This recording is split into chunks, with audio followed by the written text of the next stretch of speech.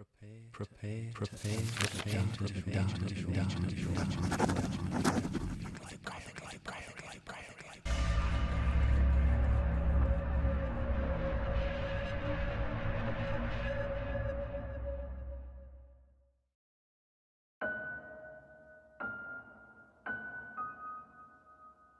I was 17 when she came. I'd been living with my abusive mother for 17 long, painful years. It was around midnight, and my mother was already asleep, so when the 3 soft raps at the front door came, it was me who answered. An odd-looking little girl stood there, with cheeks pale and colorless, blonde hair in braided pigtails, pink dress torn a little at the hem, feet bare and turning slightly blue from the cold of winter, and black eyes, fathomless, deep black eyes. I quickly let her in, thinking of how horridly underdressed she was. It wasn't until later I'd wonder why she'd not been shivering or even question as to why she was here in the first place. I got her into the living room, wrapping her little form in a thick afghan my grandmother knitted. She held it, though it didn't seem to affect her, and I smiled. "What's your name, sweetie?" A long silence passed, in which she stared at me. I was beginning to be discomforted by her black gaze when she parted her lips and spoke in a soft voice. "Lacey Morgan." I nodded, smiling again. "You can stay here tonight, Lacey," I said, motioning the couch. She curled up in a little ball, black eyes still on me, and I exited the room. That night, I slept soundly, not worrying about my mother beating me or the strange little girl on my couch. When morning came and I trudged into the kitchen, I was greeted with a coffee mug to the shoulder. I gave a feeble shout of pain, staring at my mother. "What the hell did you do? Why is there dirt on the couch?" she shouted, confusing me greatly. Upon investigating, I found that Lacey had vanished, the only proof she'd been there being some dirt that must have fallen off her dress or feet. I took responsibility, earning myself a strong hit to my cheek, then left for school. While there, I heard something that sent chills through my spine. Lacey Morgan was found dead last night.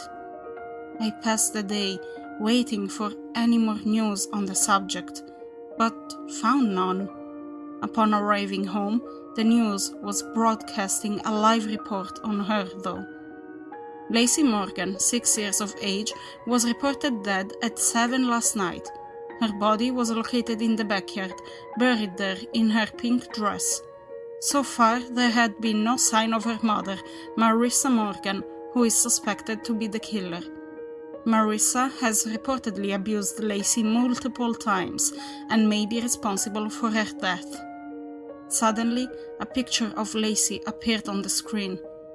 She appeared very close to how she had when I met her, blonde hair in braids, pink dress, pale face. Only her cheeks had color, and her eyes were baby blue. To most, this would seem unimportant, but to me it was. She died before arriving at my house, if what the newscaster said was true. Died hours before. I tried to play it off, going about my business. I went to bed early, so as not to have to see my mother. It was around midnight when I awoke to cool fingers stroking the bruise on my cheek. I sighed, leaning into the small hand. "Never again," Lacey whispered before her hand vanished. Not 10 minutes later, I heard my mother screaming. I rushed into her bedroom, nearly fainting at what I saw. My mom was thrashing wildly on her bed, a small creature having buried its face into her chest. I could hear the sound of flesh tearing, and my mother's screaming increased in volume. I wished I hadn't gotten up. Later on, I'd tell myself I hadn't, but I had. So when Lacey pulled back from the gaping hole in my mother's chest cavity, I had a plain view of her razor-sharp teeth, glinting in the light, glinting with my mother's blood. She smiled innocently at me for a moment, before swiftly tearing out my mother's jugular. That time I did faint.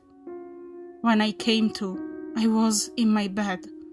I walked to my mom's room, morbid curiosity getting the best of me. Upon opening the door, I found the room empty. The bed made neatly, as if my mom had left for work early. The only oddities were the dirty child's footprints and the open window, showing that Lacey had, in fact, visited. I never saw my mother again, and I never missed her either. I eventually got married, and we had a child together. I named her Lucy. Recently, I noticed the neighbor's daughter has all sorts of scrapes and bruises on her arms.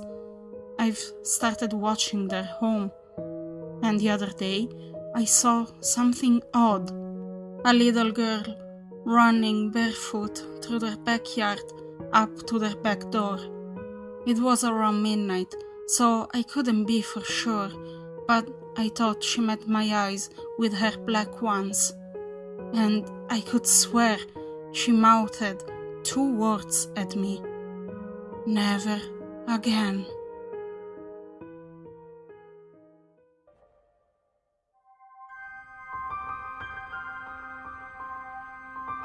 It's in the dustiest books that you may find the best stories.